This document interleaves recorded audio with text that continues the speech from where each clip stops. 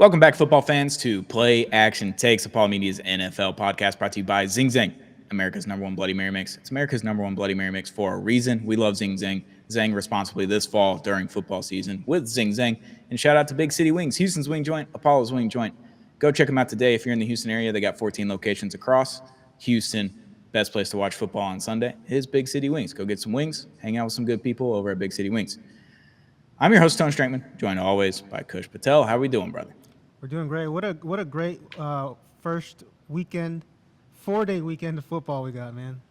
A lot of good games, a lot of good matchups, and a lot of good matchups coming up this week. Yeah, I'm going to refrain from talking about week one ever again.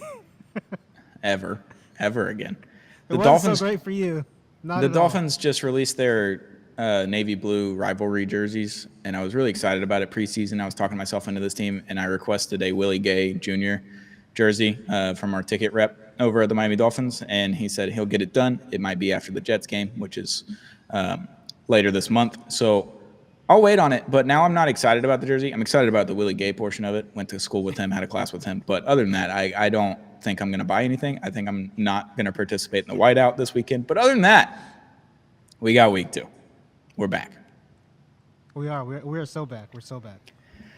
It's a normal week this week. No Friday game, no Brazil game. We just got Thursday night football, Sunday night football, Monday night football, and all day Sunday. So let's get into it. We're going to do 5 games this week, previewing in week 2. There's a lot of good games, but these were the 5 that stood out. I think it's the 5 best games. But before we get to that, let's recap Monday night football. Bears, Vikings in Chicago. Hell of a game. Another great primetime game. We were blessed. I mean, the Cowboys-Eagles one was a little gross, but the first half was awesome. And then you had the weather delay. I get that. Yeah. Brazil game was great. Sunday night football, tremendous. Might be game of the year. Monday night football, incredible comeback. Great game. Vikings-Bears. Bears got off to a hot start. Caleb Williams looked competent, looked fun. He was escaping out of the pocket and doing things that he did in college that we grew to love Caleb Williams for when he was at USC. And then the Vikings had a hell of a comeback. J.J. McCarthy changed all the narratives. You texted me halfway through. Maybe you're like, man, there goes all of my prediction. There goes all of my picks. And then the Vikings stormed back. They took the win. Holy hell, what a game. I did. Yeah, that first half I texted you. I was like, man, J.J. McCarthy just didn't look good. Like, the Vikings defense just wasn't there in the first half. And then something clicked in the Vikings locker room, in their huddle. Whatever it was, like J.J. McCarthy looked like a completely different quarterback. That defense was starting to get pressure. They were starting to make Caleb Williams look like the Caleb Williams of last year, where he saw pressure all day, took a lot of big sacks. But you know what? I'll give the Bears credit. Like, they came out with a 6 offensive lineman look that we saw a lot from the Lions last year. And while Caleb Williams made a few mistakes here and there, I think there's room for optimism for Bears fans, because I think you saw a little bit of what Ben Johnson can bring scheme-wise to make Caleb Williams' job easier a little bit. And then on the other side, J.J. McCarthy, the first half Twitter was blowing up. They were like, this is not the guy. Like, the Vikings are screwed. Second half comes, fourth quarter comes. It switches flips like a switch, and we're talking about J.J. McCarthy being the guy for the Minnesota Vikings for the future. Yeah, I mean, back on the Bears side, though, they looked good on offense, good on defense the first half. Caleb Williams looked really good. Their wide receivers looked great. Odunze was awesome. I thought the biggest thing that stood out to me outside of Caleb Williams was DeAndre Swift looked good. They were getting big runs, 5, 7, 8 yards at a time. He was in the passing game. He was helping them out, being the check down there, and they just looked good. And then, obviously, second half, Brian Flores and J.J. McCarthy stepped up, because Brian Flores is a mastermind at defense. He is terrifying on the defensive side of the ball as a defensive coordinator. I don't know if you saw it, but they're showing 0 blitz in the second half. I think it was in the fourth quarter. So you have all the safeties are all the way down. The linebackers are on the line. You're playing man. It looks crazy. You're just going to sit an all-out blitz is what it looks like.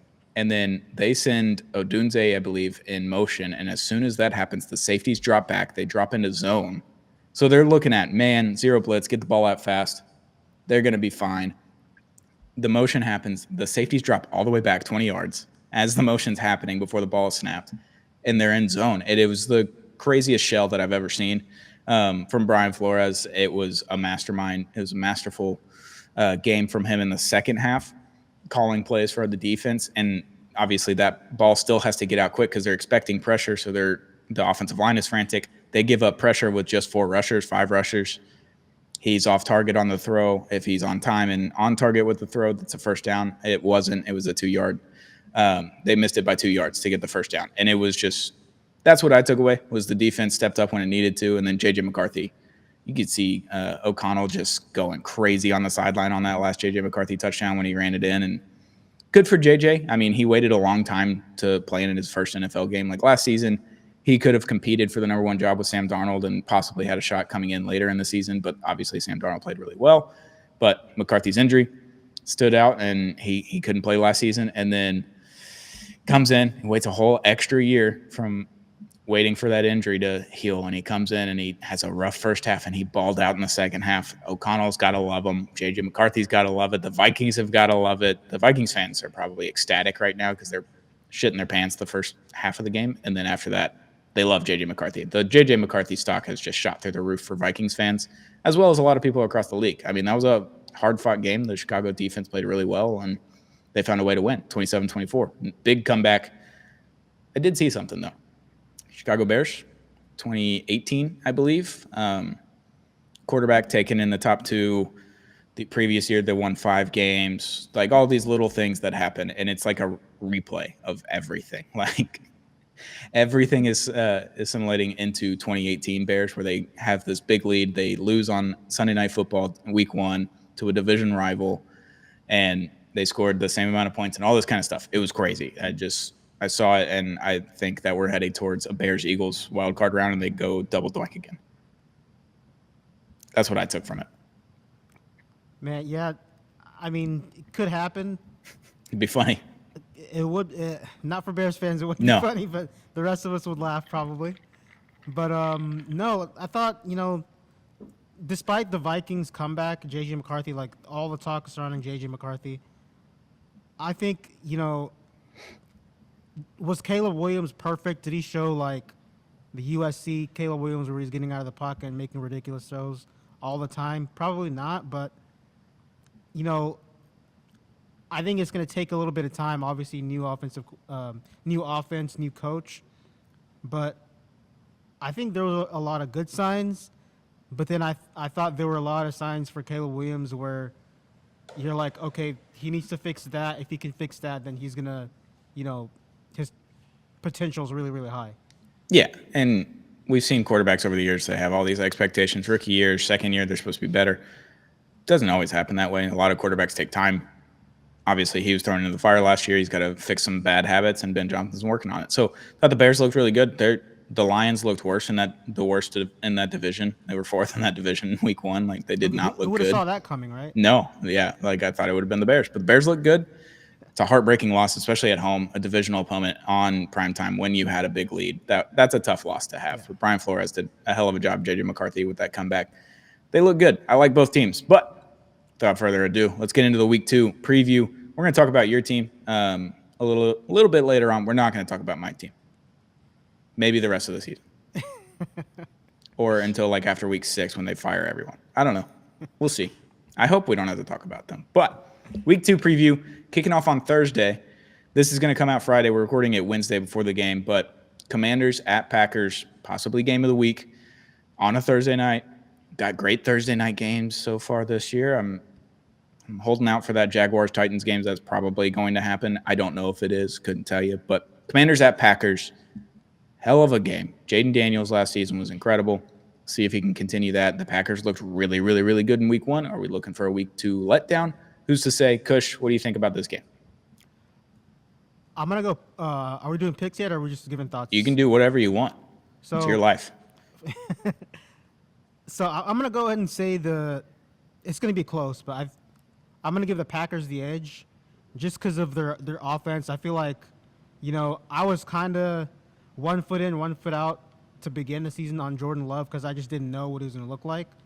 But after seeing him against that Lions defense, I'm going to say I'm 70% convinced that he can be a dark horse MVP this season. I think he's gonna give the Commanders problems, and then the other part of it is Laramie Tunsil against Micah Parsons. Micah Parsons. He was kind of like a package player in week one. I Yeah, guess maybe 30 they were snaps, I think. maybe they were like giving him a snap count because of the back or whatever, or because he's new to the team or whatever it may be. But I feel like they're gonna unleash him in this game, and as good as Laramie Tunsil is, like one of the best pass protectors in the league, I think Micah Parsons is going to have a game, man. Yeah, we'll see if that snap count goes up or if they're going to hold him back the first 4 weeks. Obviously, he missed training camp, preseason, all that kind of stuff with the back injury. We didn't know about the back injury until he got traded. Got an injection right before week 1. It's not a good sign if you're Micah Parsons or the Packers, but he got a sack. He played 30 snaps. He was good in those 30 snaps. So that should be an interesting matchup, him and Tunsil. That'll be fun to watch. Jaden Daniels versus Jordan Love, that's another one that's really fun to watch. I think Packers being at home in a primetime game, they're not losing, is kind of how I see it. I'm a big Matt LaFleur guy. I wish he was the Dolphins coach. Might be a lot better. But, the Packers, their home field advantage is so underrated. I don't think people talk about their home field advantage. It was insane. I went in 2018 to a Dolphins-Packers game.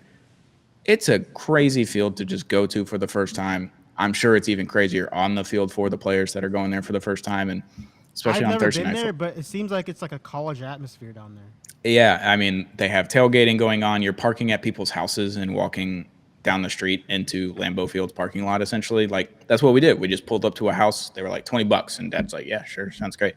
And paid the $20 and parked in their driveway. That's what they do. They're tailgating out there. They got Packers flags everywhere. It's very similar to an SEC Big Ten type of feel. Obviously, Big Ten because they're up north. But, their home field advantage is crazy, especially with the Packers hype going into the season. Then you add Micah Parsons already to it. I just feel better about the Packers right now than I feel about the Commanders because they didn't look great against the Giants in week 1. That's not to say that the Commanders can't come in here and just kind of blow the doors off of the Packers. Like, very possible. We also, Ja'Cory Croxy Merritt, going to look like a RB1 for the Commanders. Yeah, that's my guy. It's my guy, Bill. Love Bill. So I think it's going to be a really fun game, especially on a Thursday night. Like, I can't wait to watch it. I'll be in Miami by then, so I'll be watching in our place there, and can't wait to consume that game. It's going to be a lot of fun. I'm taking the Packers, though. They're up. They're favored by 3.5 points. It's a big line. Yeah. So we'll see. That's Thursday Night Football. Next game that we're going to talk about is Eagles at Chiefs, Super Bowl rematch, Sunday at 3:25, God's time zone, Central time zone. Eagles look good for a half and then bad for a half. Defense might be a problem. Chiefs kind of just look disjointed in week 1. Still week 1. We got to get through week 4.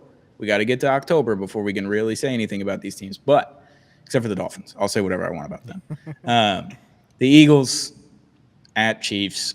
It'll be a fun one, I think. I hope they have Xavier Worthy back for my fantasy teams. But other than that, I don't know where the offense is coming from. I don't know how good the defense is. I don't know how good the Eagles' defense is outside of Jalen Hurts running around. Like, he didn't throw the ball at all in week 1. So can we see some of that?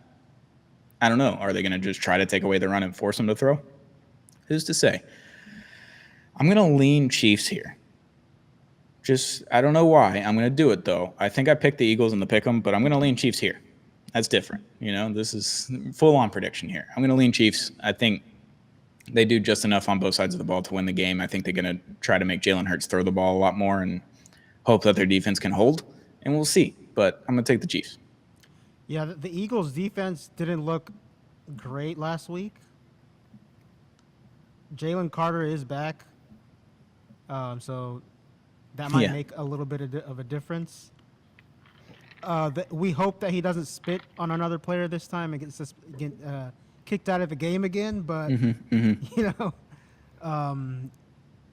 then the offense, like you said, I gotta see something from the receivers, and I gotta see the new offensive coordinator kind of spread it out a little bit.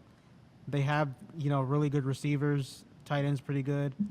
So for the Eagles, I'm kind of looking for the Jalen Hurts run game is cool, but I want to see him spread it around a little bit.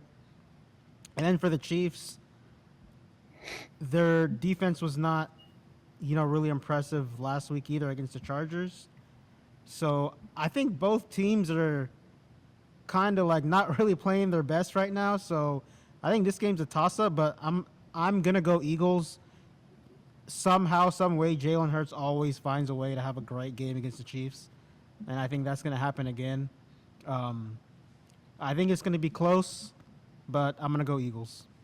Yeah, some teams come into a season and just have their identity. They play their way of ball and they just do it the whole season. And most of the time, like 99% of the time, most teams come in and they got to figure things out the first month, and then they hope they don't slip up too much in the first month of the season, and then they're fine for the rest of the season. But I think that's kind of where we're at with these two teams, is like they had those identities coming into the last season. They played really well, 15-2, and then the Eagles won what, 13, 14 games. Like, both went to the Super Bowl. They had their identity set. This year, it feels like their identity is a little wonky. They don't know what it is They're yet. kind of trying to figure it out the first few weeks of the Yeah, season. they're Yeah. they're figuring things out, and every team does that. Even if you have your identity and you know what you're doing the whole time, but this is more so apparent than it was last year for these two teams. So it should be an interesting one. I'm going to go Chiefs. You're going Eagles. Next game, Falcons at Vikings, Sunday Night Football, another primetime game for J.J. McCarthy. Michael Penix Jr. versus J.J. McCarthy, national championship rematch. The Falcons looked fine in week one. I wouldn't say good. They couldn't run the ball at all. That could be a really big problem against this Vikings defense. We'll see. But Falcons at Vikings is a really fun game for Sunday Night Football. I'm going Vikings no matter what. I just trust them. I trust Brian Flores. I hate the guy, but I love him. He's really fucking good at his job. And J.J. McCarthy having that second half that he had last week against the Bears defense, that's really good. That I think is really good. It could be really bad. I don't know. I thought they were pretty good going into the season. They proved to be really good for a half. I don't know if the Falcons defense is doing the same things that the Chiefs defense was doing last week, and that could be a problem. But Michael Penix Jr., if he has a great game, if Bijan Robinson can get like 80 yards on the ground plus his 100 yards in the air, it could be a completely different story. I'm going to go Vikings, though. Falcons at Vikings Sunday Night Football. Yeah, this one was tough for me because I like, obviously, I like what the Falcons have on offense, but like you said, they have to get that run game going, and especially against that defense, like you don't want to put too much pressure on Michael Penix Jr. to make a lot of plays and sit in the pocket, and to make decisions like all game because Brian Flores is so good at disguising everything and confusing the young quarterbacks. So if I'm the Falcons, like I'm trying to avoid Michael Penix having to read like a whole bunch of the field the entire game. So to me, like they have to get Bijan Robinson going some way somehow. But I think the Vikings defense is like eventually I think they're going to get to Michael Penix Jr. and I think the offense is going to be good enough to where they're going to get Justin Jefferson the football. Aaron Jones is out there making plays, even though they don't have Jordan Addison out there for a second game. I think that fourth quarter really kind of inspired that offense because in the first half, like It's they tough didn't sledding. know, yeah, they didn't know what they wanted to do. Like they were struggling offensively, so I think that kind of like inspired that offense, and I think it's going to carry over into week two. So I'm going to go Vikings.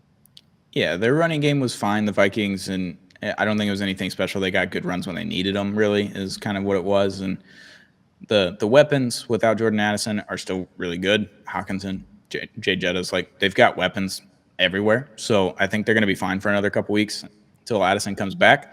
Um, but just that, like you said, that second half, when you see that from your quarterback and willing you to a win in week one in a primetime game against a rival on the road where they're going crazy after that pick six. He threw a pick six too. Like, Yeah, see we didn't all even of talk that about happen. that. Yeah, I mean, he threw a pick six. It was what, 17-3 or something like that? Like, it was bad for a second there. And he came back and It won was that like game. 17-6 or something like Maybe that. that's what it was. Yeah. And yeah, you see that, and the offensive line is going to play better. The wide receivers are going to find a way to get open. The running backs are going to run harder. Like, all of those things happen when you see that your quarterback is able to do things that your quarterback last year may not have been able to do, or the years before, or whoever you've played with. And I think that's a big advantage. And the Falcons are still Still a young team. They're still figuring things out, new coach and all that kind of stuff over the last couple of years, and they're just not where the Vikings are, even with the rookie quarterback, basically rookie quarterback with JJ McCarthy. It's going to be interesting. I think it's going to be a fun game. I'm excited to watch it. The best thing about this weekend is that all the good games are when I'm not at the stadium in Miami. Like, I get to watch the Dolphins in person, which is a blessing, and it's going to be really fun, and I can't wait, even though I'm going to talk a lot of shit about it. But then all the good games are after that. And then the Thursday night game. Like, I get to watch all of these. That's what I'm excited about. You get blessed by good games either way. So Yeah, I'm excited about that.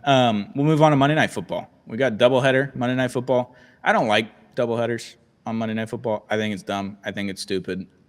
The product of Monday Night Football is that there's one game and one game only. Multitasking, especially in the fourth quarter of the first game, and then you're starting the second game, don't like that. Not one bit. especially if it's a close game and this. Yeah, it's like I'm not kinda going to be like, able to what are we watch the doing other here? game.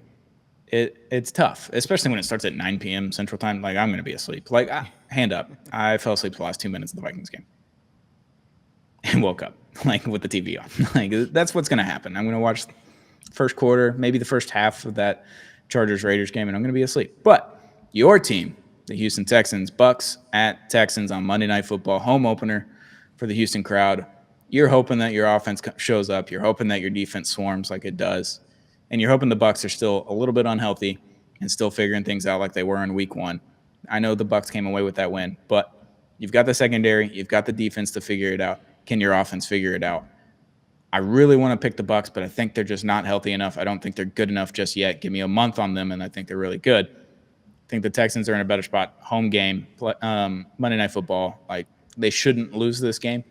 I've seen my team lose a Monday Night Football game at home countless times. Couldn't tell you how many times I've lost them. But I'm going to take the Texans. I trust their defense, and I trust that their offense will figure it out enough to get this win. I'm not saying that their offense is going to be good after this game, but I think they'll do enough to win this game. Yeah, see, man, week one was disappointing for me because Yeah. it was like, yeah, we fired Slowick and all this stuff was supposed to improve, but we were having the same issues. That being said, the defense, I've heard criticism of, well, we let Puka go off kind of, but they only scored 14 points. And I feel like if we do certain things better on offense, probably could have won that game. But the city of Houston's gonna hate me for this one. But I'm gonna go against the Texans at home. I'm gonna go the Bucks. The main reason I'm gonna do that is because Vita Vea in the middle for the Tampa Bay Buccaneers. I think he's gonna cause havoc for our offensive line again. I think pretty much the only hope the Texans have in this game is the defense has to dominate early, and then I think you ride Nick Chubb, because I think Nick Chubb was pretty good last week. Like, he got 13 carries. If you give him a couple more carries, then I think he can, make some hay in the run game. And then the big difference to me is going to be, like, can we run our offense to where we can open up the playbook where we're not behind like 10 yards every single drive? So I think, it's just, to me, I just don't trust the offense yet enough to pick them. And I feel like if the Bucks start to get hot on offense, then I just don't give the Texans offense a chance to really, like, go toe-to-toe with them on offense. Yeah, in our division previews, you mentioned that the Rams defense was going to be really good this year, and you liked a lot of their players. I think that was a big part of it on Sunday with the Texans-Rams game, that the Rams defense at home was just really good. The Bucks defense is not the Rams defense.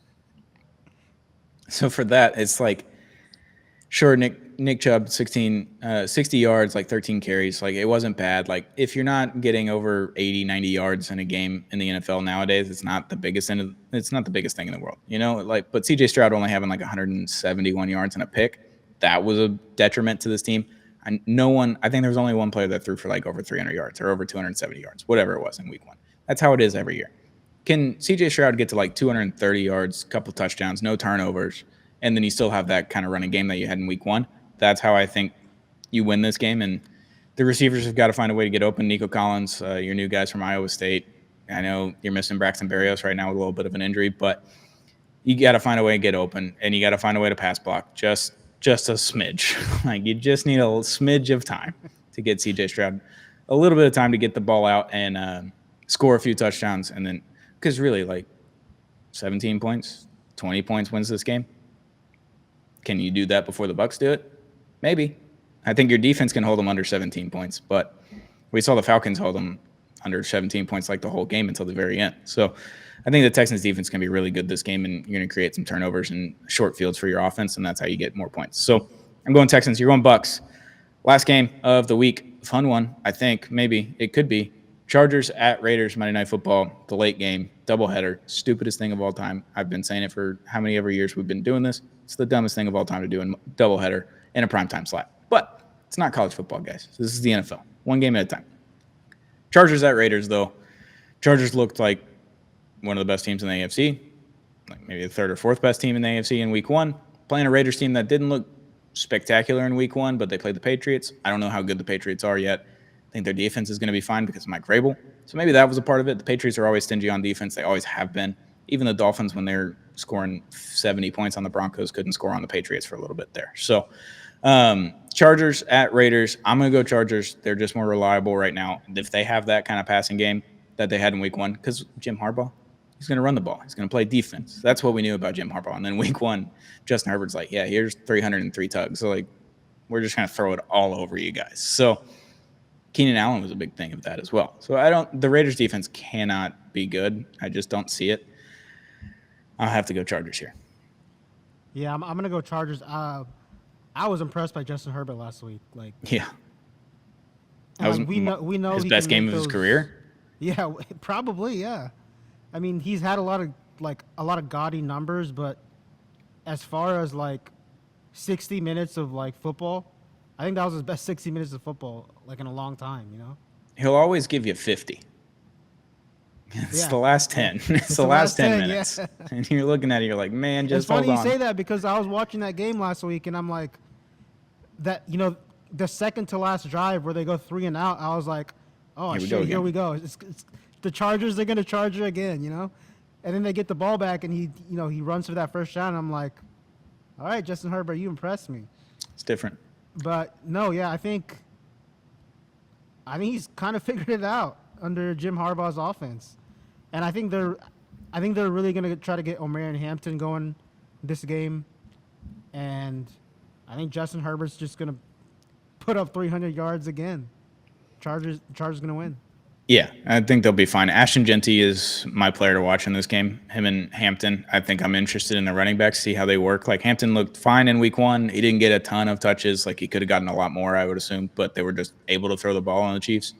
Maybe we see a little bit more run game against the Raiders, a little clock controlling time. But the Raiders, Ashton Genty looked pretty damn good in week one. Yeah.